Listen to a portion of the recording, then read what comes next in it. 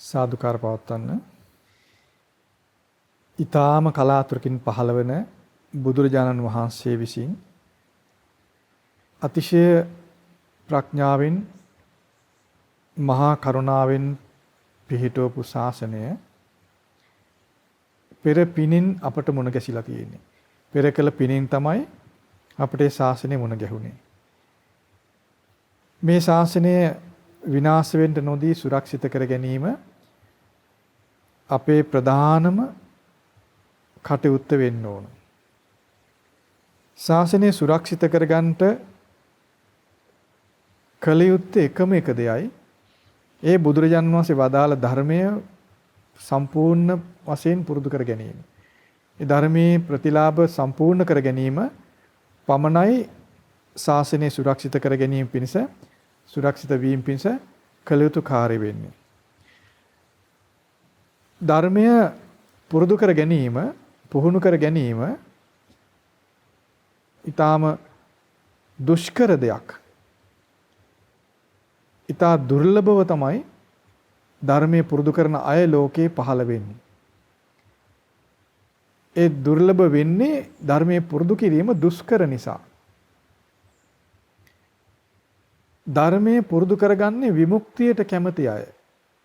විමුක්තිකාමී මිනිසුන් ධර්මයෙන් බැහැර වෙන්නේ නැහැ. ලෝකේ විමුක්තිය හොයපු මිනිසුන් අතර අතිශය තියුණු ප්‍රඥාවක් තිබුණ, මහා අනුභවයක් තිබුණ තියුණු විමුක්තිකාමී කෙනා තමයි අපේ බුදුරජාණන් වහන්සේ. බුදුරජාණන් වහන්සේගේ ප්‍රඥාව අතිශය බල සම්පන්නයි. බෝසත් අවදීදීම ඒ බල සම්පන්න ප්‍රඥාව, තියුණු ප්‍රඥාව උන්වහන්සේට තිබුණා. ඒ තියුණු ප්‍රඥාව නොතිබෙන්න උන්වහන්සේට විමුක්තිය සම්පූර්ණ කරගන්න බැරි වෙනවා. බලන්න මේ වර්තමානයේ මිනිසුන්ට ඇයි මේ විමුක්තිකාමී සිතක් උපදව ගන්න බැරි? යමෙකුට ඒ බඳු සිතක් තිබුණත් ඒ සිත ටික කාලෙකින් නැති වෙලා යන්නේ. දැන් සමහර අය ඉන්න, ගොඩාක් අය ඉන්නවා නිවන් දකින්න ඕනේ කියලා හිතනවා. ටික කාලෙකින් ඒ සිතිවිල්ල නැහැ. ඒගොල්ල හරියට කාන්තාරයක ගලන් යන පුංචි දිය පාරක් වගේ. කාන්තාරයක පුංචි දිය පාරකට වැඩි දුරක් යන්න බෑනේ. සාගරේ කරා යන්නේ.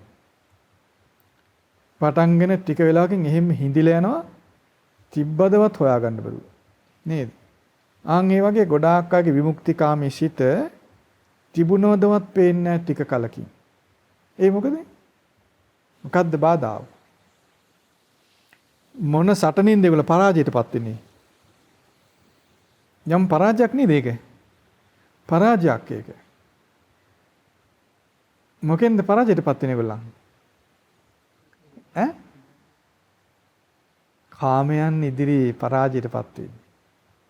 කාමයන්ගෙන් පරාජයටපත් වෙන්නේ. වෙන මොනවයින්?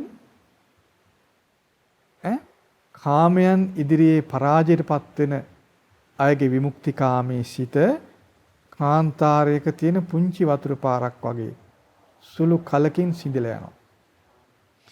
බලන්න අපිට මුණ ගැහිලා තියෙන කාමයන්ද වඩා බලවත් අපේ මහ බෝසතාණන් වහන්සේ සිද්ධාර්ථ කුමාරයාට මුණ ගැසිච්ච කාමයන්ද බලවත්. සිද්ධාර්ථ කුමාරයා එහෙම නැත්නම් අපේ මහ බෝසතාණන් වහන්සේ රජමාලිගාවේ ඉන්නකොට කම්සප තිබුණා. නේද? කම්සප භුක්ති විඳින්මින් හිටියේ. ඒ උන්වහන්සේට තිබුණු කම්සපයි අපට තිබුණා. අද මේ ලෝකේ අපි අසුරු කරන මිනිසුන්ට තිබෙන කම්සපයි සසඳලා ගත්තොත් වඩාත් බලවත් කම්සප කාටද තිබුණේ? බෝසතාණන් වහන්සේ මේ ලෝකේ දැන් මේ අපි මේ ඉන්න අයට වඩා කම්සප තිබුණානේ. ඒ උන්වහන්සේ පරාජය වුනේ නැත්තේ මොනවටද? කාමයන්ට පරාජය වුණේ නැහැ උන්වහන්සේ. දැන් වර්තමාන ලෝකයේ මේ අපේ ඉන්න අය පරාජයටපත් වෙන්නේ මොනවෙන්ද? කාමයන්ගෙන් පරාජයටපත් වෙනවා. එහෙනම් උන්වහන්සේට කාමයන්ගෙන් ඒ මහා අපට වඩා අතිශය විශාල ප්‍රනීත කාමයන් ඉදිරියේ පරාජයටපත් නොවි උන්වහන්සේගේ විමුක්තිකාමී සිත බලවත් වුණා නේද? උන්වහන්සේගේ සිත අර කාන්තාරයේ පුංචි වතුර පාරක් වගේ වුණේ කඳු මුදුනකින් පහතට වැටෙන මහා ජල ධාරාවක් වගේ නේ? ඒක වෙනස මොකද්ද? තව තවත් වතුර එකතු වෙනවා. එකතු වෙලා එන්න ජවයේ වැඩි වෙලා ඕනම පර්වත කඳු මුදුන් සමතලා කරගෙන මූදට යනවා. බේර නතර කරන්න බෑ කාටවත්. කාටවත් නතර කරන්න බෑ. කාන්තාරයෙන් පුංචි වතුර පාරක් පටන් ගත්තොත් මූද හොයාගෙන යන්න බැරි වෙනවා. නේද? ඒ වගේ තමයි මේ දුර්වල මිනිස්යාගේ විමුක්තිකාමී සිත දුර්වල වෙලා. ඒ දුර්වල බව ඇති වෙන්නේ කාමයන් ඉදිරි පරාජයටපත් වීමෙන්. නමුත් අපේ මහබෝසතන් වහන්සේ අපට වඩා මහා කම්සප ගොඩක් තුල හිටපු කෙනෙක්. උන්වහන්සේ ඒවා පෙන්නනවා මහණෙනි මම සුකුමාල ජීවිතයක් ගත කළේ. මම මේ විදිහේ කම්සප වින්දා රජමාලිගාවේ සිටිද්දී. පෙන්නනවා නේද? ඒ උන්වහන්සේගේ විසරද භාවය, උන්වහන්සේගේ ප්‍රඥාවේ අග්‍ර බව, වීරියෙහි අග්‍ර බව, නොසෙල් වෙන ගතිය ගැන අපට දැනගන්නයි කියන්නේ. අපේ පැහැදීම ඇති කරවන්නයි මේ කරුණ කියන්නේ. බලන්නතර ඒ මහා කම්සපක් ඉදිරියේ උන්වහන්සේට පරාජය නොවි ඉන්න ප්‍රඥාවක් තිබුණා. අපිට මේ දුර්වල කාම්සප අපිට කොයිතරම් දුර්වල කම්සපක්ද තියෙන්නේ නේද? ඇතැම් විට අපේ ගෙදරක තියෙන කැම ටික බල්ලෝ කන්නේත් නැහැ. නේද? බල්ලට දාන කැම ටිකත් බල්ලා අතලා එනවන්න. නේ? එච්චර දුර්වල කම්සපක් අපට තිබෙන්නේ. ඒ කම්සපටත් අප පරාජයටපත් වෙනවා නම් අපට තිබෙන අපේ ප්‍රඥාව කොයිතරම් දුර්වලයිද කියලා බලන්න. මේ හීන ඊටා දුර්වල බල්ලොත් නොකන කෑමට ලොල් වෙන සිත නිසායි අපේ විමුක්තිකාමී සිත බලවත් නොවි කාන්තාරයේ දිය දහර හිඳිලා යනවා වගේ ටික කලකින් හිඳිලා දුර්වල සිත් සතකපට සිත් වලින් වාසය කරන්න වෙන්නේ. ඉතින් ඒ නිසා මේ ඒ විදිහේ දුර්වල සිත නැති කරගෙන සිත බලවත් කරගෙන විමුක්තිකාමී සිත බල සම්පන්න කරගන්න පුළුවන්. බැරි කමක් නැහැ. ඇයි අපි එහෙම පුළුවන් කියලා කියන්නේ? දැන් මම කලින් කිව්ව විදිහට බැලුවොත් නම් අපිට මුකුත් කරගන්න බෑ කියලා හිතෙන්න පුළුවන් කරන්නේ. නමුත් අපිට මුකුත් බෑනේ කියලා හිතන්න නෙමෙයි මම මේ කියන්නේ. අපි අපේ මේ වර්තමාන ස්වභාවය තේරුම් ගන්න අපට වඩා බොහෝම බලවත් බුදුරජාණන් වහන්සේ කියලා අපි තේරුම් ගන්න ඕන. බුදුරජාණන් වහන්සේ අපිට වඩා බොහොම බලවත්, අතිශයින් බලවත්. බුදුරජාණන් වහන්සේ ගිහි ගෙදර වාසය කරද්දී පවා අපට වඩා කෝටි ප්‍රකෝටියකින් බලවත්. ඒ නිසා අපට ආඩම්බර වෙන්න, අපට උද්දම්මනන්ට, අපි ගැන උදම්මනන්ට, අපි ගැන ආඩම්බර වෙන්න, අපි ගැන මේ කයිවාරු ගහගන්න අපට කිසිම සුදුසුකමක් නැහැ. අපට සතුට වෙන්න පුළුවන් එක විදිහක් තියෙනවා. එච්චරයි එක විදිහයි තියෙන්නේ. ඒ විදිහ අඳුරනගත්තොත් කවදාවත් සතුටකට ළඟා වෙන්න බැරි වෙනවා. ඒ තමයි මහා ප්‍රඥාවන්ත අතිශය බල සම්පන්න බුදුරජාණන් වහන්සේ අපට මුණ ගැසුණා. අතිශයින්ම ප්‍රඥාවන්ත, අතිශයින්ම බලවන්ත, සියල්ල දන්නා, කිසි කෙනෙකුට පරාජය නොවන, කිසිවෙකුට පරාජය කළ නොහැකි, නොසිඳුණු වීරියෙන් යුක්තව සිටි, ආපසු නොහැරෙන තරම් ජවයක් තිබුණ, Tamanගේ ඉලක්කය කරා එක වේගයෙන්ම ගමන් කළ ඉලක්කයට පැමිණ මිස ආපසු නොහැරුණ ජව සම්පන්න බල සම්පන්න ප්‍රඥා සම්පන්න නිර්භීත බුදුරජාණන් වහන්සේ අපට මුණ ගැසුණා කියලා යමෙකුට කල්පනා වෙනවා නම් එපමණකින්ම දුර්වල හිත පෙරලා ශක්තිමත් හිතකට ඔහුට අයිතිය තියෙනවා. ශක්තිමත් හිතක් ඔහුට තියෙනවා. ඒ නිසා බුදුරජාණන් වහන්සේ මුණ ගැහුණ මිනිසුන් ඒ බුදුරජාණන් වහන්සේ මුණ ගැසීමේ වාසනාව සිහි කළොත් කුමන බාධාව ලැබුණත් සියලු බාධා දුරු කරගෙන බල සම්පන්න ඉලක්කයක් කරා ජව සම්පන්නව ගමන් කරන්න පුළුවන්කම තියෙනවා. මක් නිසාද බුදුරජාණන් වහන්සේ කියලා කියන්නේ පිරුණු අවබෝධයෙන් යුක්තයි. පරිපූර්ණ අවබෝධයෙන් යුක්තයි. උන්වහන්සේ මග සොයාගත්ත කෙනා. උන්වහන්සේ මග ගැන දන්න කෙනා. නිවන ගැන දන්නවා, නිවන් මග ගැන දන්නවා, නිවන් මග පරිපූර්ණ කළා. මගත් නොමගත් දෙකම උන්වහන්සේ දන්නවා. උන්වහන්සේට සංගවන්ට කිසිවක් ලෝකේ නැහැ. උන්වහන්සේ නොදත් දෙයක් ලෝකේ නැහැ. උන්වහන්සේට යලි සොයාගන්න තව දෙයක් තියෙනවා කියලා දෙයක් නැහැ. උන්වහන්සේ සියල්ල සොයාගෙන සියල්ල අනාවරණය කරගෙන සියලු රහස් හෙලි කරගෙන ඒ සියල්ලෙන් නොබිදී ඒ සියල්ලෙන් මිදිලා සියල්ල දරාගෙන දැනගෙන දැකගෙන කිසිවකට ග්‍රහණය නොවි නිදහස්ව සිටි කෙනෙක්. ඒ නිසා අපි බුදුරජාණන් වහන්සේ ගැන පැහැදීම අප තුළ හොඳින් නැති කර ගන්න ඕන. බුදුරජාණන් වහන්සේ ගැන අපේ තුළ ඇතිවන පැහැදීමේ මට්ටම මත තමයි අපට අපේ ඉලක්කය, අප යා යුතු දිශාව, අපේ ජවය, අපේ හැකියාව තීරණය වෙන්නේ. බුදුරජාණන් වහන්සේ ගැන අල්ප ශ්‍රද්ධාවක් තිබුණත් එයත් වාසනාවක්. භාගතුන්ස් පෙන්නනවා තථාගතයන් වහන්සේ ගැන අල්ප මාත්‍ර පැහැදීමක් තිබුණනම් එපමණකින් සුගතිය යනවා කියලා. ඒතර බල සම්පන්න පැහැදීමක් තිබොත් එයා ගැන කවර කතාවද නේ? ඒ ගැන කවර කතාවද නේද? ඒතර පැහැදීම කියලා කියන්නේ අනේ මගේ බුදුරජාණන් වහන්සේ කියලා මේ හැඟීම උපදවගෙන කඳුළු පෙරණ එක නෙමෙයි. හැඟීමක් ඇති කරගෙන කඳුළු වට්ටගෙන ඉඳීම පැහැදීමට අයිති වෙන්නේ නැහැ. කඳුළු පෙරීම දුක් සහිත එකක් නේ. හැඟීම් බර වීම දුකකට අයිති එකක් නේ. පැහැදීම කියන්නේ දුක් තොර වීමක්. පැහැදීම කියන්නේ ප්‍රසාද ජනක දෙයක්. පැහැදීම කියන්නේ සිත ප්‍රබෝධයටපත් වීමට උපකාර වන දෙයක්. ශ්‍රද්ධාව එහෙම නැත්නම් භාගතුන් වහන්සේගේ පැහැදීම කියන්නේ සිත ප්‍රබෝධයටපත් වෙන පිබිදෙන ජවය ඇති කරන දුර්වලකම නැති කළා දාන අතිශය බල සම්පන්න දෙයක් පැහැදීම කියලා කියන්නේ ශ්‍රද්ධාව කියන්නේ. එහෙනම් මතක තියාගන්න මේ ශ්‍රද්ධාවටපත් වෙනවා පැහැදීමටපත් වෙනවා කියන්නේ හැඟීම් බර වෙලා ඇඬුම් ඇවිදින් කඳුළු වැවෙනවා එහෙම එකක් නෙමෙයි. ඒ වගේ හැඟුම් බර වෙන එක ඒවා මේ අම්මා තාත්තා වෙනුවෙන් තමන් ආදරය කරන මේ සුරසල් සත් වෙනුත් වෙනවා.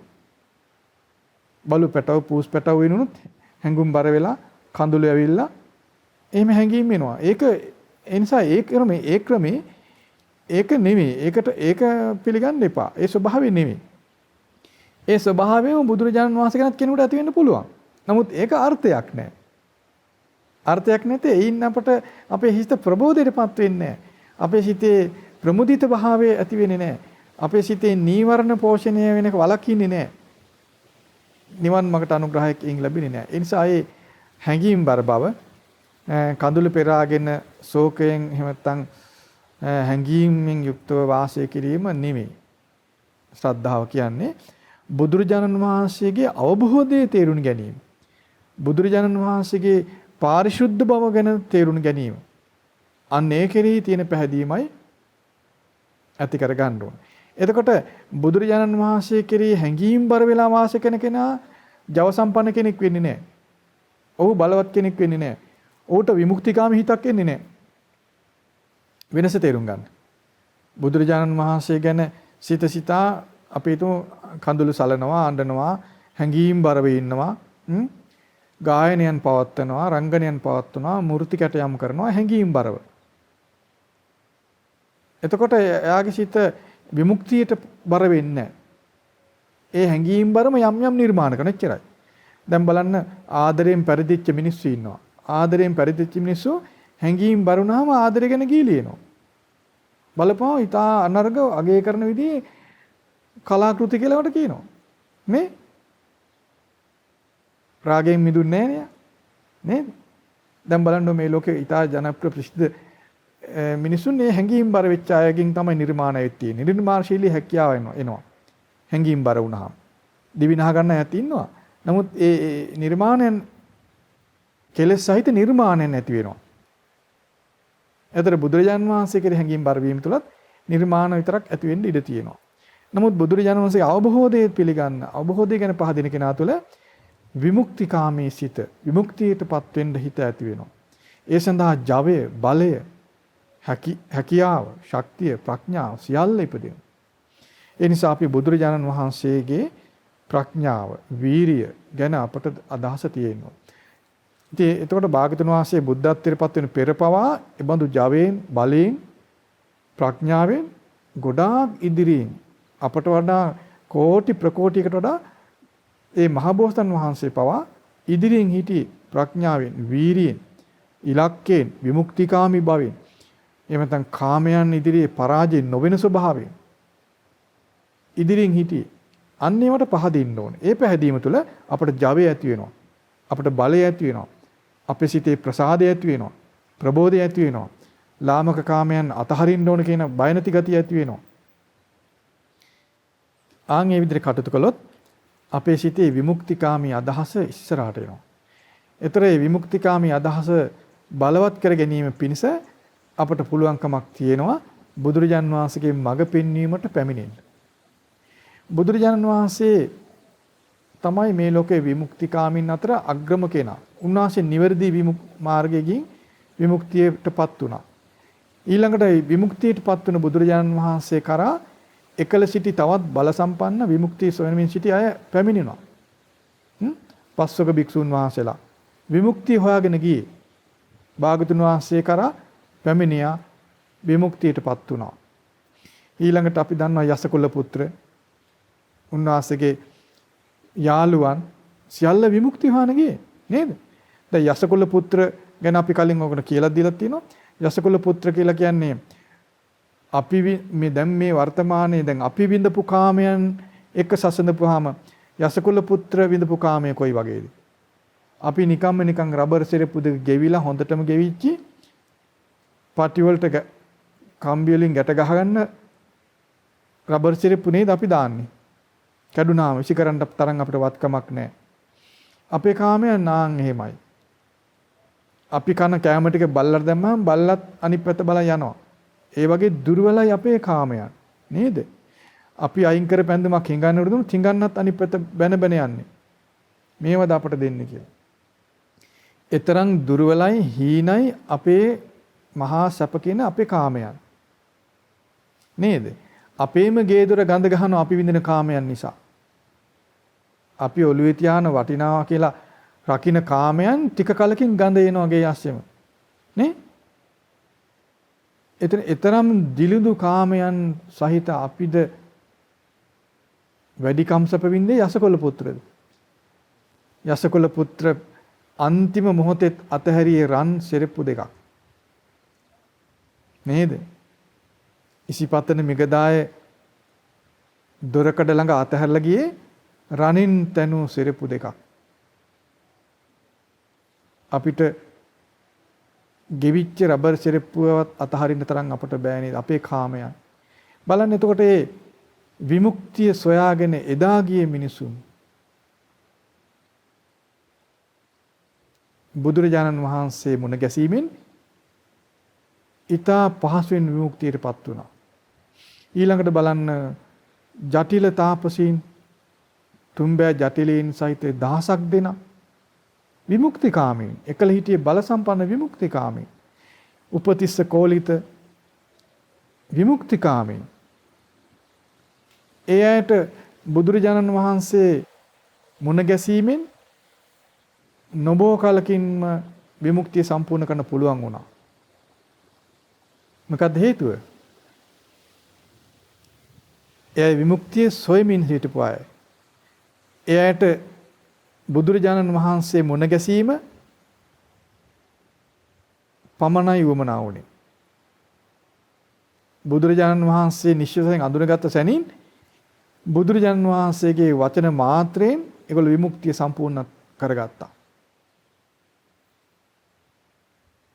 නමුත් වර්තමානයේ ඉන්න බොහෝ දෙනාට බුදුරජාණන් වහන්සේගේ ශාසනයේ තිබුණත් විමුක්තිකාමී සිතවත් නැහැ.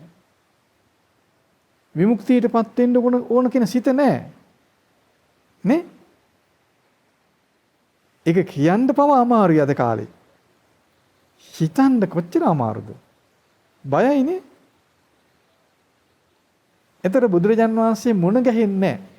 විමුක්තිකාමී සිත තිබුණේ ඒ අය බුදුරජාන් වහන්සේ සොයාගෙන ගියා. යසකුල පුත්‍රට විමුක්තිය ගැන හිත ආපුවාම එතුමා බුදුරජාන් වහන්සේ සොයාගෙන ගියා. අද බුදුරජාණන් වහන්සේ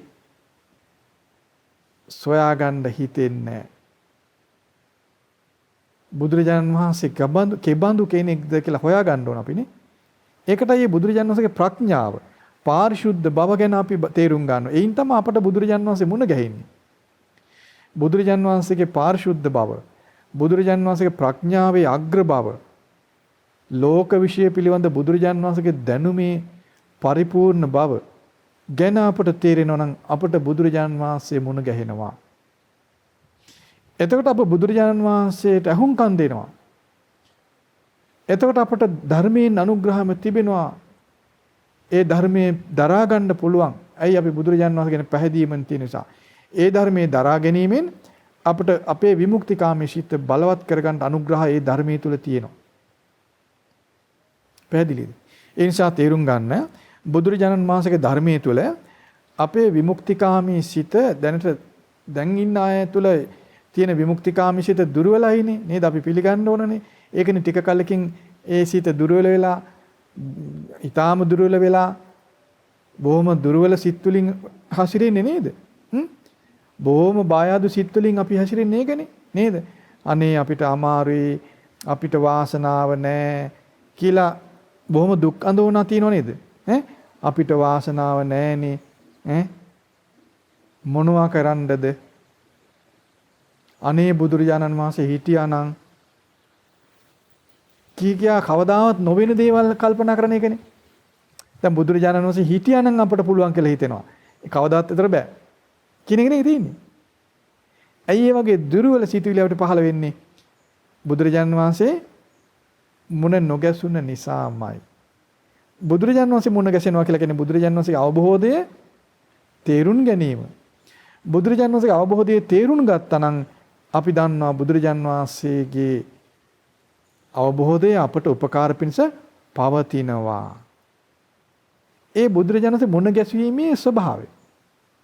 යසකුල පුත්‍ර ජීවමාන බුදුරජාණන් වහන්සේ මුණ ගැහුණා.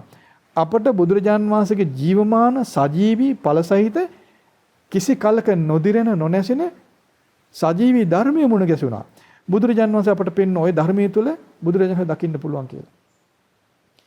මේ ධර්මයෙන් බුදුරජාණන් වහන්සේ දකින්න පුළුවන් කියලා දේශනා කළා. ඒක කවදාවත් වෙනස් වෙන්නේ නැහැ. ඒතර අපි ධර්මයේ තුලින්ම බුදුරජාණන් වහන්සේගේ ස්වභාවය තේරුම් ගත්තොත් අපිට නිර්භය බවක් ඇති වෙනවා. අපට සතුටුසිත ඇති වෙනවා. අපට බුදුරජාණන් වහන්සේ මුණ ගැසුණා. එතකොට ඒ අවවාදයේ පිළිපැදිය යුතුයි කියලා අපිට හිතෙනවා. ඒ අවවාදයේ පිළිපැදීමෙන් අපේ විමුක්තිකාමී සිත ඉපදී බලවත් වී සම්පූර්ණ බවට පත් වෙනවා. ඒතර අපි බුදුරජාණන් වහන්සේ බැහැ දැකලා දැන් අපි සූදානම් විමුක්තිය පිණිස ගමන් කරන්න. නේද? දැන් බොහෝ දෙනාට විමුක්තිය පිණිස හිතක්වත් නැහැ. විමුක්තිකාමී හිතකුත් නැහැ. ඒතර කොහොමද විමුක්තියට යන්නේ? පය ඔසවන්නේ කොහොමද නිවන් මඟට? දැන් නිවන් මඟට පය ඔසවන්න බොහෝ දෙනෙක්ගේ හිත නැහැ නේද? පස්සේ ඊළඟ ජීවිතයේදී ගොඩාක් පස්සේ දැන් නේද සමහරු පාරමී පුරන්න හිතන්නේ. දැන් නේද සමහරු දැන් බලන්න අපි පාරමිතා දැන අහලා තියෙනවා. පළවෙනි පාරමිතාව දාන පාරමිතාව. දැන් නේද ඒක පුරන්න හිතන්නේ. එහෙනම් තව කොච්චර පුරාණ ඉස්සරහට යන්නද හිත තියෙන්නේ? අද හෝ හෙට හෝ තව අනාගතේ එහෙම නිශ්චිත කාලයක්වත් හිතක් එන්නේ නැහැ නේද? ඇයි දාන පාරමිතාව පුරලා, සීල පාරමිතාව පුරලා, එහෙම දස පාරමිතාව පුරන්නනේ හිතන් තියෙන්නේ. ඒ කියන්නේ නුදුරේ පේන කාලයක හිතන්න බැරි කාලයක යන්න ගිහිල්ලා කරන්න හිත තියෙන්නේ. නේද? ඒකනේ මොකද දැන් බොහෝ අය දැන් අපිට පෙරම් පුරන්න සුදුසු කාලය කියලා තමයි හිතන්නේ නේද? එහෙනම් විමුක්තිකාමී සිතක් ඇති කරගන්න හිතලවත් නැහැ. නමුත් අපි මේ ධර්මයේ තුලින් බුදුරජාණන් වහන්සේගේ ස්වභාවය තේරුම් ගත්තොත් විමුක්තිකාමී සිත ඇති වෙනවා. ඒ විමුක්තිකාමී සිත බලවත් කර ගැනීම පිණිස මේ ධර්මයේ තුලම අපට පෙන්වා දෙනවා මෙන්න බාධාව නැති කරගන්න විදිය කියලා. ඉතින් අන්න ඒ බඳු දේශනා කීපයක් තමයි අපි පහුගිය කාලෙ දිගටම කතා කළේ. අපේ විමුක්තිකාමී සිත දුර්වල වෙන දේවල් අපි අඳුර ගන්න ඕන. විමුක්තිකාමී සිත බලවත් වෙන දේවල් අපි අඳුර ගන්න ඕන. ඒ දුර්වල වෙන බාධා කරන දේවල් අයින් කර ගන්න ඕන. අපේ සිත පිරිසිදු වෙලා විමුක්තිය පිණිස වෙන ශක්තිය, බලය, විශිෂ්ට ඥානය ඇති කර ගැනීම පිණිස අප උත්සාහ කරන්න ඕන. ඒතර විශිෂ්ට ඥානයේ පිණිස යන්න නම් අපට විමුක්තිකාමී හිතක් ඕන. එතකොටයි ධර්ම ආબોධයේ පිණිස වෙන ඒ විශිෂ්ට ඥානය අප තුළ ඇති වෙන්නේ. ඉතින් බුදුරජාණන් වහන්සේ අපට අපේ දුර්වලතා නැති කරගෙන අපේ විමුක්තිකාමී සිත බල සම්පන්න කර ගැනීම පිණිස අවවාද අනුශාසනා ධර්මයේ තුල පෙන්නලා තියෙනවා. අපි පහුගිය කාලේ දිගට ඉගෙන ගත්ත ඒවා. අදත් අපි යන් එබඳු දේශනාවක් ගැන ඔබට කරුණු කියන්න කල්පනා කළා. අපේ සාමාන්‍ය ජීවන රටාව තුල විමුක්තිකාමී සිත නැති වෙලා කම්සපට ගොදුරු වෙන, කම්සප තුල ගිලෙන ස්වභාවයක් තමයි සාමාන්‍ය ජීවිතය තුල තියෙන්නේ. ඒ සාමාන්‍ය ජීවිතය කියලා කියන්නේ ගලාගෙන යන සැඩපහරේ පහතට වේගෙන් යනවා වගේ වැඩක්. අපි අහලා තියෙන අනුසෝතගාමී කියලා ස්රෝතයට සමාන අපි යනවා. ගලාගෙන යන ගංගාවේ පහතට පීනගෙන යනවා වගේ වැඩක් තමයි සාමාන්‍ය ජීවිතයේ තියෙන්නේ. බුදුරජාණන් වහන්සේ පෙන්වන්නේ ඒ ස්රෝතේම එහෙම නැත්නම් ඒ ප්‍රවාහයේම යන විදියක් නෙමෙයි. ඒ ප්‍රවාහය දෙබෑ කරගෙන අපි අනිත් පැත්තට යන්න ඕන.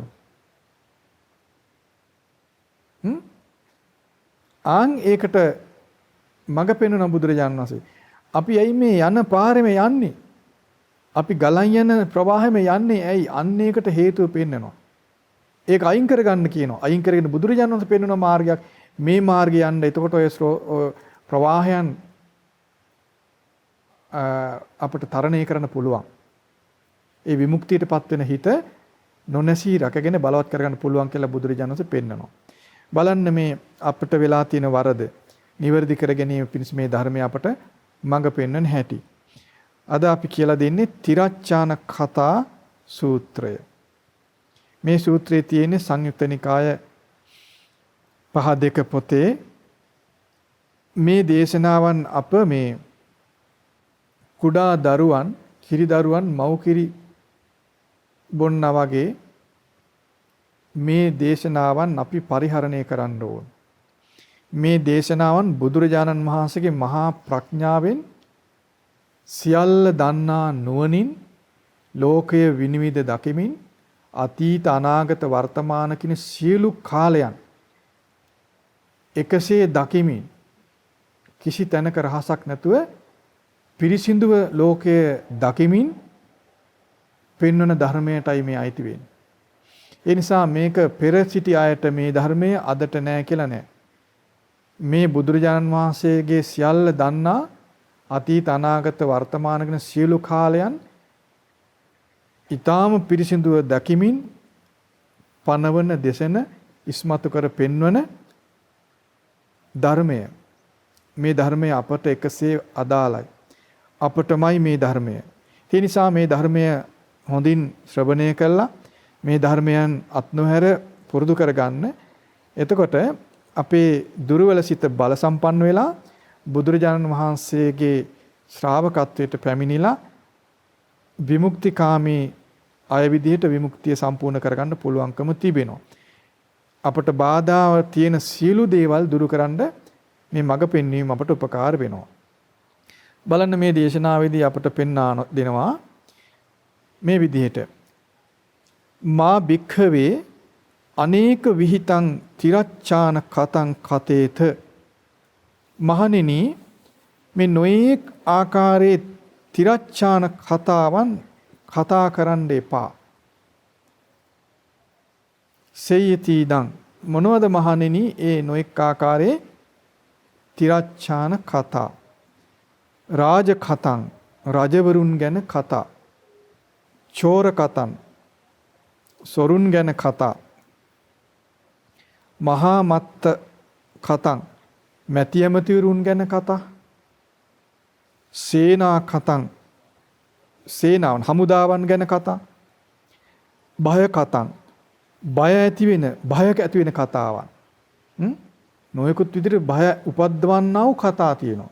අන්නේ භය කතා යුද්ධ කතං යුද්ධ ගැන කතා කිරීම අන්න කතං පාන කතං අන්න කතං කියලා කියන්නේ කෑම ಜಾති ගැන කතා පාන කතං බීම ಜಾති ගැන කතා වත්ත කතං වස්ත්‍ර ආදී ඇඳුම් පැළඳුම් ගැන කතා සායන කතං අපි පරිහරණය කරන නොයෙකුත් පහසු දේවල් සේනාසනවල තිබෙන නොයෙකුත් පහසුකම් තියෙනවනේ ඒවා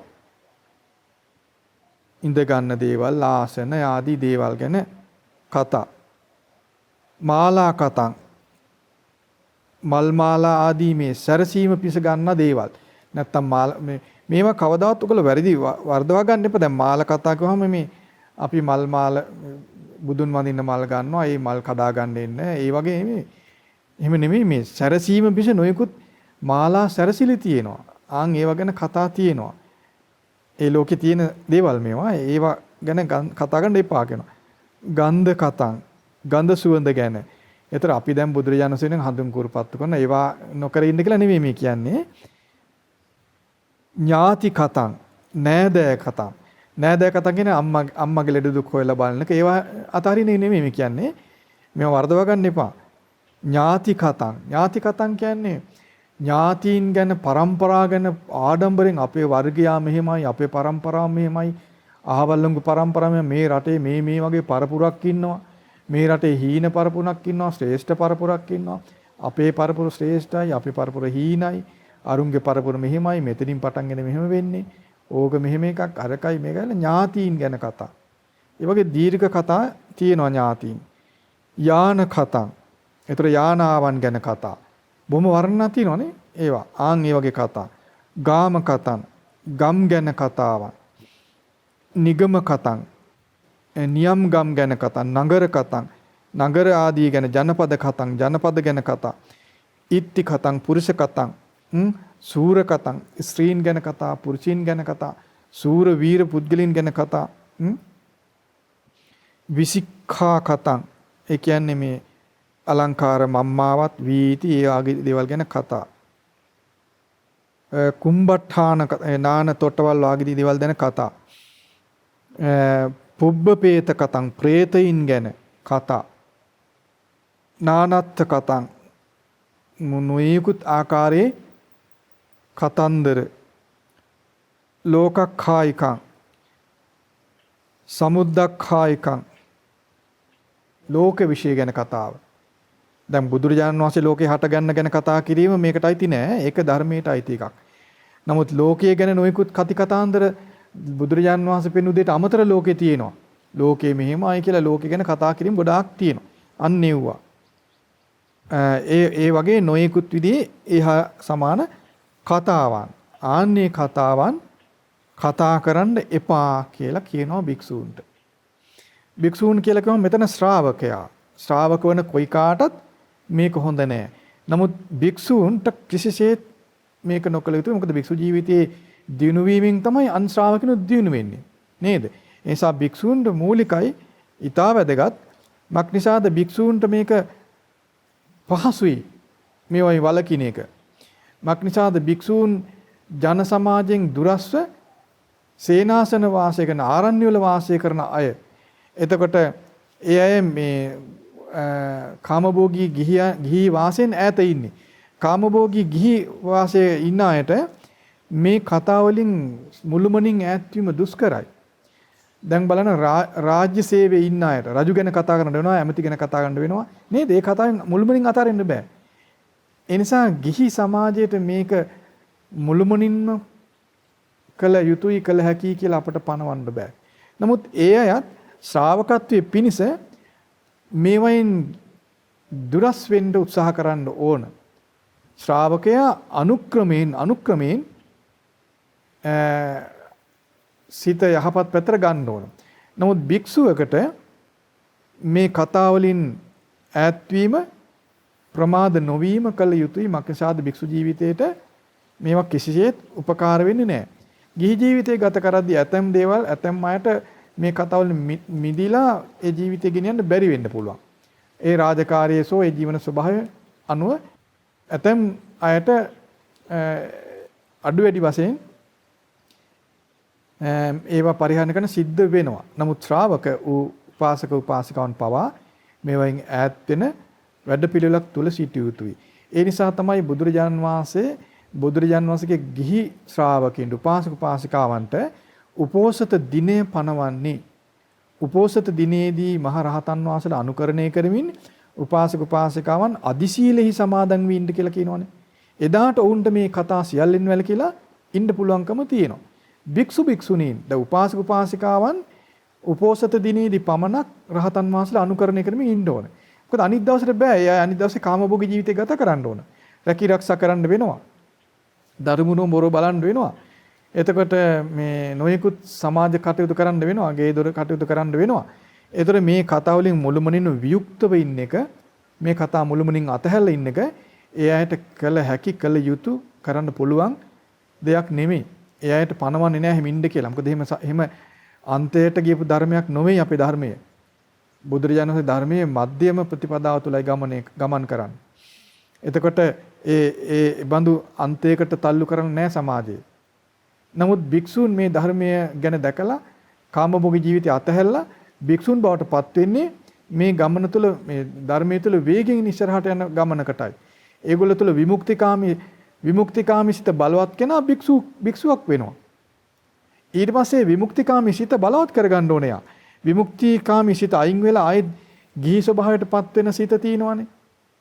අන්නේ සිත නැති කරගන්න උත්සාහ කරන්න ඕන. ආන් ඒ නිසා භික්ෂූන් මේ ගිහි අයගේ ස්වභාවයේ තුල ඇතිවෙන ආකල්ප වලින් ඈත් වෙන්න ඕන. ගිහියට ඒ වයින් ඈත් වෙන්න අමාරු වෙන්නේ එයාගේ ජීවන රටාව, ජීවත් වෙන ස්වභාවය, සමාජ වගකීම් බැඳීම් ආදී වැඩි නිසා එයාට මේ මුළුමනින්ම දුරස් වෙලා වාස කරන්න බෑ. ඒ නිසා එයාගේ ශ්‍රාවකත්වයේ දිනු වෙන්නේ හිමීට. ඒ නිසා උපෝසත දිනේ පනවනවා රහතන් වහන්සේලා අනුකරණය කරමින් උපාසක උපාසිකාවන් වාසය කරන්න ඕන. එදාට එයා මේ තිරච්ඡාන කතාවට නොගොස් ඒව අතහැරලා රහතන් වහන්සේලා අනුකරණය කරමින් ඉන්නවා. භික්ෂු භික්ෂුණී දිනපතා නිතිපතා රහතන් වහන්සේලා අනුකරණය කරමින් තිරච්ඡාන කතාවෙන් මුළුමනින්ම ඈත් වෙලා වාසය කරන්න ඕන. එයාට කිසිම සාධාරණ හේතුවක් නැහැ තිරච්ඡාන කතාව තුළ වාසය කිරීමට. ඒ නිසා භාගතුන් වහන්සේ පෙන්වන භික්ෂුන්ට මේ කියන තිරච්ඡාන කතාව වලින් ඈත් වෙන්න කරන්න එපා. ඒක අත්හරින්න කියනවා. භාගතුන් වහන්සේ පෙන්වන මක්නිසාද ඇයි එහෙම කියන්නේ? නේසා භික්ඛවේ කතා අත්ථ සංහිතා මහණෙනි කතා අර්ථවත් නැහැ. නාදි බ්‍රහ්මචාරේකා බ්‍රහ්මචාරී ජීවිතේට මූලික වෙන්නේ නැහැ. න නිබ්බිදාය න විරාගාය න නිරෝධාය න උපසමාය න අභිඥාය න සම්බෝධාය න නිබ්බානාය සංවත්තಂತಿ. ඒ කතා කිරීම ඒ බඳු ඒ තිරච්ඡාන කතා අර්ථවත් නොවන නිසා, බ්‍රහ්මචාරී ජීවිත මූලික නොවන නිසා ඒ කතා නිබ්බිදාව පිණිස පවතින්නේ නැහැ, විරාගයේ පිණිස පවතින්නේ නැහැ, කෙලෙස් නිරුද්ධ වීම පිණිස පවතින්නේ නැහැ, සිත සංසිඳීම පිණිස පවතින්නේ නැහැ, විශිෂ්ට ඥානයේ පිණිස පවතින්නේ නැහැ, සම්බෝධිය ආර්ය සත්‍ය අවබෝධයේ පිණිස පවතින්නේ නැහැ, නිර්වාණය පිණිස පවතින්නේ නැහැ කියලා දේශනා කරනවා.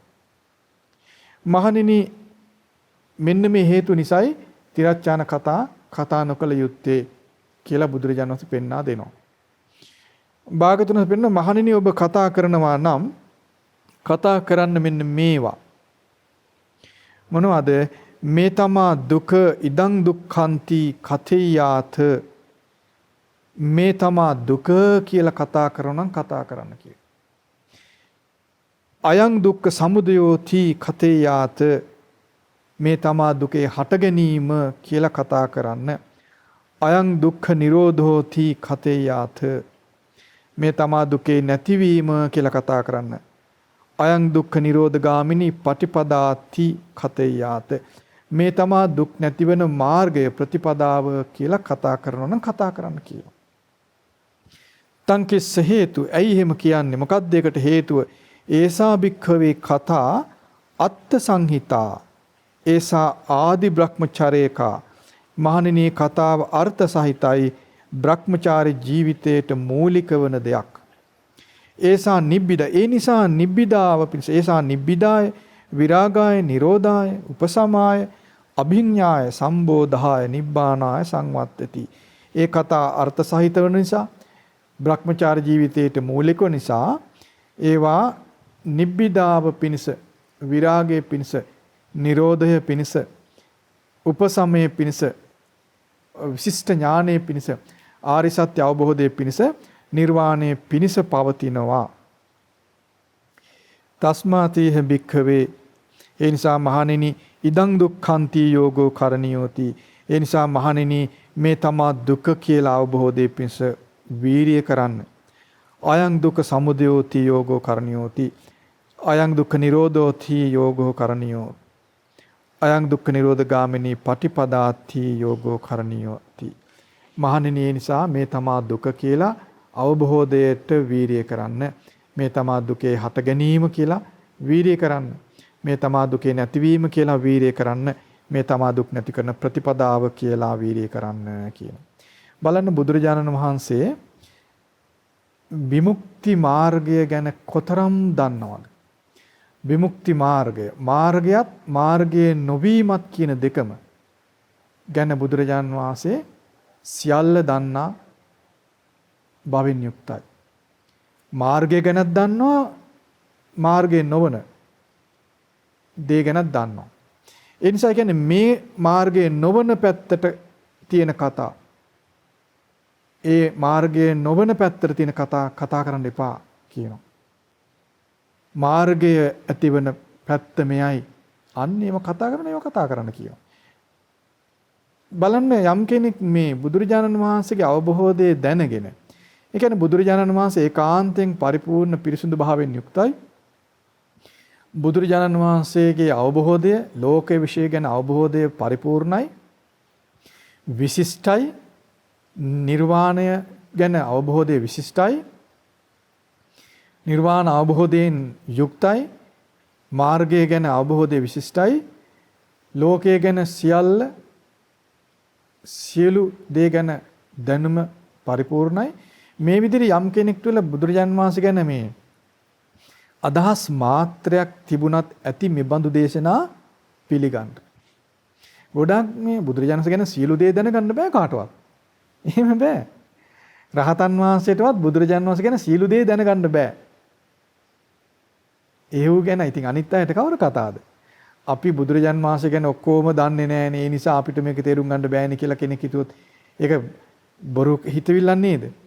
රහතන් වහන්සේටත් බුදුරජාණන් වහන්සේ ගැන සියලු දේ දැනගන්න බෑ. බුදුරජාණන් වහන්සේ ගැන සියල්ල දැනගන්නේ තව බුදු කෙනෙක් පමණයි. ඒ නිසා තමයි බුදුරජාණන් වහන්සේ ලෝකේ විශිෂ්ට වෙන්නේ. බුදුරජාණන් වහන්සේ අන් සියලු දෙනා අභිභවා ඉහළින්ම සිටින්නේ බුදු කෙනෙකුගේ ස්වභාවය බුදු කෙනෙක් පමණක් දන්න නිසා. තව කෙනෙක් දන්නවා නම් ඔහුත් ඒ සමානයි නේද? බුදු කෙනෙකුට සම වෙන්නේ බුදු කෙනෙක් විතරයි. ඒ නිසා අපට බුදුරජාණන් වහන්සේ ගැන දැනුම් මාත්‍රයක් තිබුණත් බුද්ධ වචනේ අහන්ට ඒක ඇති. අපට ගුණවත් හිතක් ඕන. අවංක හිතක් ඕන, හොඳ හිතක් ඕන. ඒ බුදුරජාණන් වහන්සේගේ මහා නුවණට, ගැඹුරු නුවණට ගරු කරන ගෞරවයක් අපේ හිතේ තියෙන්න ඕන. පිදුයුත්තම් පිදීම කියලා කියන්නේ නේද? ඒ පිදුයුත්තම් පිදීම මංගල කරුණක් කියනව නේද? මංගල කරුණ කියලා කියන්නේ සියලු යහපත සලසා දෙන්න උපකාර වන දේවල්. ඒතර අපට තියෙන්න ඕනේ මංගල කරුණ. පිදියුත්තන් පිදීමේ ගුණය අපිට තියෙන්න ඕන. නේද? ඉතින් ඒ නිසා ඒ බුදුරජාණන් වහන්සේ කියලා කියන්නේ අග්‍ර වූ නුවණින් යුක්ත අග්‍ර පාරිශුද්ධ භාවයෙන් යුක්ත කෙනෙක් කියන දේ අපට තේරෙන්න ඕන, පිළිගන්න ඕන. අන්නේ පිළිගැනීමෙන් යුක්තව හිටියොත් අපි මේ පිදියුතු කෙනාට පුදන්ට සමර්ථ වෙනවා. පිදියුතු කෙනාට පුදනවා කියලා කියන්නේ කඳුළු පෙරාන හැංගීම් බර වෙලා බොහෝ දේවල් භවභෝග සම්පත් පුදන්ට කල්පනා කිරීම නෙවෙයි. පිදියුත්තාට පුදනවා කියලා කියන්නේ. මොකද්ද පිදියුත්තාට පුදනවා කියලා කියන්නේ? ඒ පූජාව ලබන කෙනා සතුටු වන දේ පුදන්න ඕන. පූජාව ලබන කෙනා වඩාත් සතුටු වෙන දේ පූජා කරනවා නම් අන්න පිදියුත්තාට පිදීම සාර්ථකයි. නේ? අපි හිතමු අපි තිරිසන් සතෙකුට කෑම ටිකක් දෙනවා. ඔහු සතුටු වෙන්නේ නැත්නම් ඒ කෑම ටික දීමෙන් අසාර්ථකයිනේ. නේද? සාමාන්‍ය විවහාර භාෂාවේ තන බල්ලොන්ට ලෙලි පොල් දෙනවා කියලා. විවහාරයේ තියෙන සාමාන්‍ය කතාවක්. ඇයි යාට වැඩක් නැහැ ඒක. ඔහු සතුටු වෙන්නේ නැහැ ඒකෙන්. ඒ සතා සතුටු වෙන්නේ නැහැ. නේද? මේ විදිහට අපි කල්පනා කරනවා. ඒතර අපි බුදුරජාණන් වහන්සේට යම් පූජාවක් කරනවා නම් අපට තේරෙන්න ඕන බුදුරජාණන් වහන්සේ සතුටු වෙන්නේ කෙබඳු දෙයකටද? අපි බුදුරජාණන් වහන්සේ පූජාවක් කරනවා. අපිට කල්පනා වෙන්න ඕනේ මේ පූජාවට බුදුරජාණන් වහන්සේ සතුටු වෙයි. සාදුකාර දීලා අනුමෝදන් වෙන පූජාවක් මම කරන්න ඕන කියලා අපට හිතෙන්න ඕන. එහෙනම් ඔබ අද ඉඳන් කල්පනා කරන්න අපි බුදුරජාණන් වහන්සේට අනේක ප්‍රකාර පූජාවන් කරනවා. ඒ පූජාවන් කරද්දී බුදුරජාණන් වහන්සේ ජීවමානයි කියලා කල්පනා කරන්න මේ පූජාවට ජීවමාන බුදුරජාණන් වහන්සේ හිටියානම් වැඩ සිටියානම් කොයි විදියට මට ප්‍රතිචාර දක්වයිද? මා කෙරෙහි කොහොම සතුටක් ප්‍රකාශ කළයිද? මට සාදුකාර දීලා මේ පූජාව බුදුරජාණන් අනුමෝදන් වෙයිද කියලා කල්පනා කරලා අන්නේ බඳු පූජාවන් කරන්න ඕන. දැන් අපට අපේ සුවය අපේ සිතේ පහසුව පිණිස අපි යම් පූජාවන් ආමිෂ පූජාවන් කරන්න ඕන. නමුත් අපේ පූජාවන් දෙස අපි බැලියොත් ඒ විදිහටයි. ඒතර අපි උත්සාහ කරන්න ඕන බුදුරජාණන් වහන්සේ සාදුකාර දෙන සාදුකාර දීලා අනුමෝදන් වෙන පූජාවන් කරන්න. බලන්න දැන් ඇතම් සූත්‍ර කියවගෙන යනකොට බුදුරජාණන් වහන්සේම අනුමෝදන් වෙච්ච අවස්ථා තියෙනවා. නේද?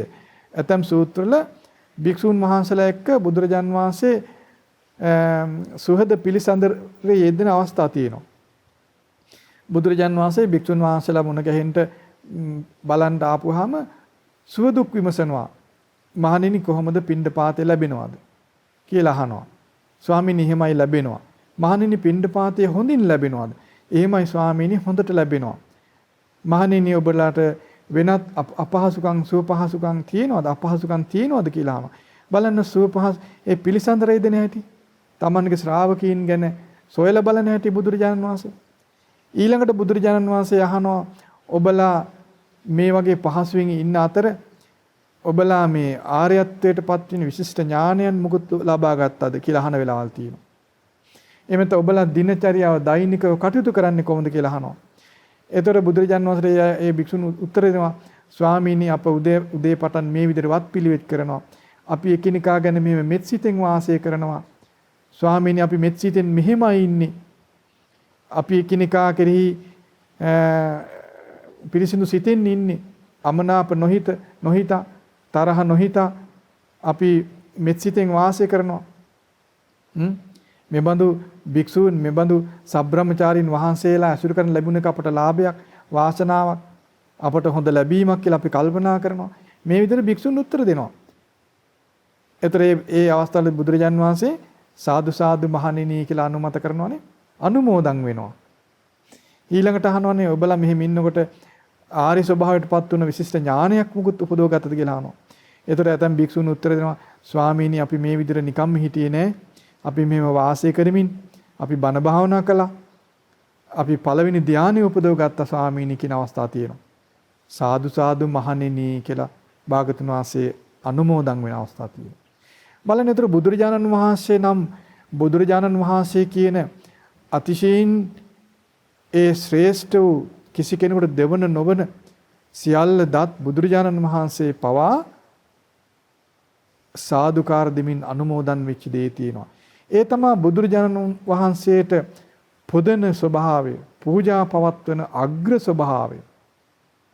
බලන්න මේ ලෝකයේ ඊටාම දුර්වල පහත් අය තමයි තිරිසං සත්තු.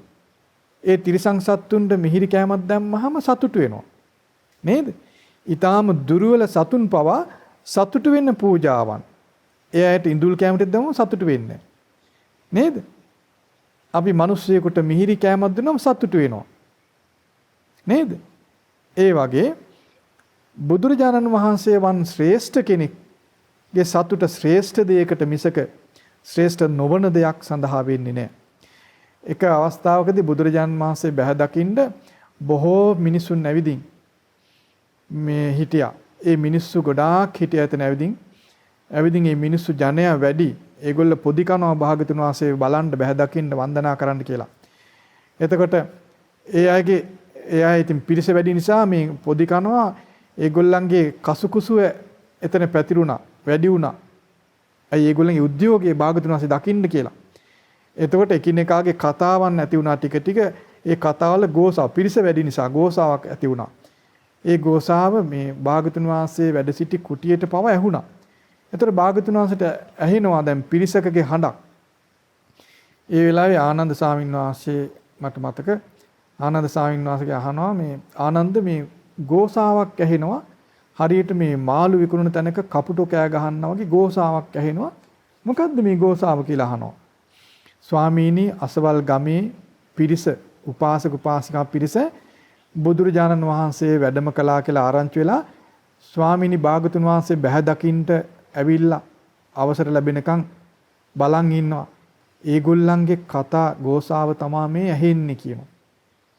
භාගතුන් වහන්සේ කියනවා ආනන්ද ඒ පිරිස යවන්න මෙහෙන් කියනවා. ඒ පිරිස සංසුන් නෑ. ඔය ගෝසාකාරී දෙයට මම කැමති නෑ. ඒ ගෝසාකාරී අයගෙන් ලැබෙන පුද සත්කාර වලට මම කැමති නෑ. ආනන්ද මම ওই සැපට කැමති නෑ. ওই සැප අසූචි සැපක්. ඕකට කියන්නේ අසූචි සැප.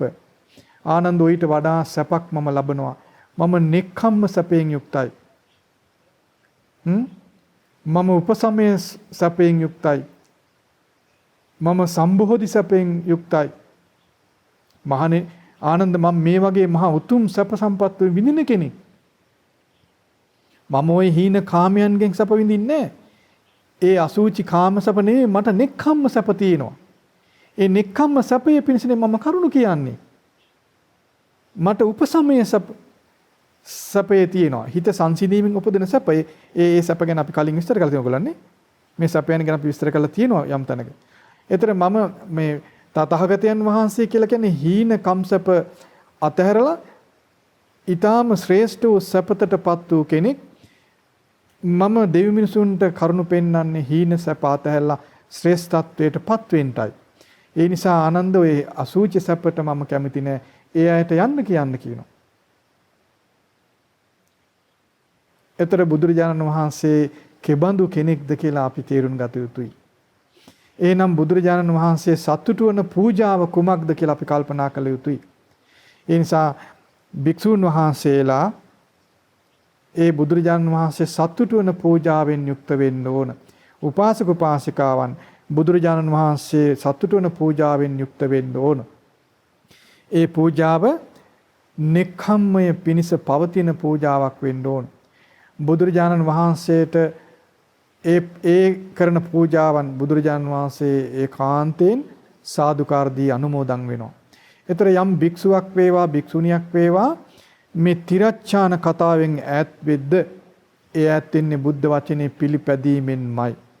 යම් උපාසක උපාසිකාවක් උපෝසත දිනෙහි පොහොය දිනෙහි මහ රහතුන් අනුකරණය කරමින් තිරච්ඡාන කතාවෙන් වැළකී වාසය කරද්ද ඒ බුද්ධ වචනය අනුගමනය කිරීමෙන් පිළිගැනීමෙන්මයි. එයම බුදුරජාණන් වහන්සේට කරන පූජාවක්. එනම් භික්ෂු භික්ෂුණී උපාසක උපාසිකා ඒ සිව්වනක් පිරිස භික්ෂු භික්ෂූණීන් නිති තිරච්ඡාන කතාවෙන් ඈත්ව වාසය කරද්ද උපාසක උපාසිකාවන් සතර පොහොය දිනේ සහ අනිකුත් හැම විටකම තිරච්ඡාන කතාවෙන් ඈත්ව වාසය කරද්ද ඒ සියල්ල බුදුරජාණන් වහන්සේගේ වචනේ අදාහගත් අයයි. බුදුරජාණන් වහන්සේගේ අවවාදය හිස් මුදුනින් දරාගෙන අන්නේ හැඟීමෙන් සිත පෝෂණය කරගත් අයයි. ඒතර ඔහු බුදුරජාණන් වහන්සේ කෙරෙහි අපමණ ගෞරව ආදරයෙන් ඒ පිළිවෙත පුරනවා. ඒතර ඔහු බුදුරජාණන් වහන්සේ ගැන සාදුකාර දෙමින් මේ පිළිවෙත පුරනවා. ඔහු පහන් දැල්වලා බුදුරජාණන් වහන්සේට පුදන්නේ තමාගේ ඒ ප්‍රතිපත්ති පූජාව සිහි කරමින් ඒ පූජාව හිස් මුදුනේ දරාගෙනයි ආමිෂය පූජා කරන්නේ. ප්‍රතිපත්තියෙන් පිරුණු කෙනාගේ ආමිෂය බැබලෙනවා. ප්‍රතිපත්තියෙන් පෝෂණීය වූ කෙනාගේ ආමිෂ පූජාව දීප්තිමත්. ප්‍රතිපත්ති පූජාවට මුල් තැනක් දෙන කෙනාගේ ආමිෂ පූජාව අලංකාරයෙන් යුක්තයි, ගෞරවයෙන් යුක්තයි, සදහැව බරින් යුක්තයි, දීප්තිමත්, බැබලෙනවා. ඒට දෙවියෝ පවා සාදුකාර දෙනවා. ප්‍රතිපත්තියට එකතුව ප්‍රතිපත්තිය මුදුනේ තබාගෙන ප්‍රතිපත්තියෙන් පෝෂණීය වූ කෙනාගේ සුළු ආමිෂ පූජාවටත් දෙවියන් එකතු වෙනවා. දෙවියන් අනුග්‍රහ දක්වනවා. දෙවියන් අනුමෝදන් වෙනවා. බුදුරජාණන් වහන්සේ සාදුකාර දෙන කෙනාගේ පූජාවට දෙවියන් පිටුපාන්නේ නැහැ කවදාවත්. ඒ නිසා මේ ශ්‍රේෂ්ඨ ධර්මය විමුක්තිකාමී සිත උපදවන්නටත් ඉපදූ විමුක්තිකාමී සිතට තිබෙන දුර්වල කිරීම පිණිස තියෙන සියලු පලිබෝධ බැහැර කරලා ඒ විමුක්තිකාමී සිත තියුණු කරන්ට, බලවත් කරන්ට, දීප්තිමත් කරන්ට, යලි නොපෙරළෙන සිතක් බවට පත් කරන්ට මේ ධර්මයේ සමර්ථයි. මෙබඳු ධර්මයක් දරාගත් කෙනා ඒකාන්තයෙන් සාදුකාර දෙමින් බුදුරජාණන් වහන්සේට මේ පිළිවෙතින්ම පූජා පවත්වනවා. ඔහුට එක පහනකින් පහන් ලක්ෂයක පූජාවක් පවත්වන්න පුළුවන්. එක පහනින් පහන් ලක්ෂයක දීප්තියක් ඔහුට ඇති කරන්න පුළුවන්. එක මලෙන් මල් දහසක බැබලීමක් ඇති කරන්න ඔහුට පුළුවන්. ඒ නිසා දෙවියන් සාදුකාර දෙන, දෙවියන් එකතු වෙන, දෙවියන් මඟ කියන, දෙවියන් අනුග්‍රහ කරන පිළිවෙතෙන්, ආමිෂයෙන්, දෙකින්ම, දෙධර්මයෙන්ම බුදුන් පුදන්න පුළුවන් ශ්‍රාවකයෝ බවට පත් වෙන්න. ඉතින් ඒ සඳහා සියලු දෙනාට මේ ධර්මය උතුම් මඟ පෙන්වීමක් බවට පත් වේවා කියලා අපි සිත පතනවා.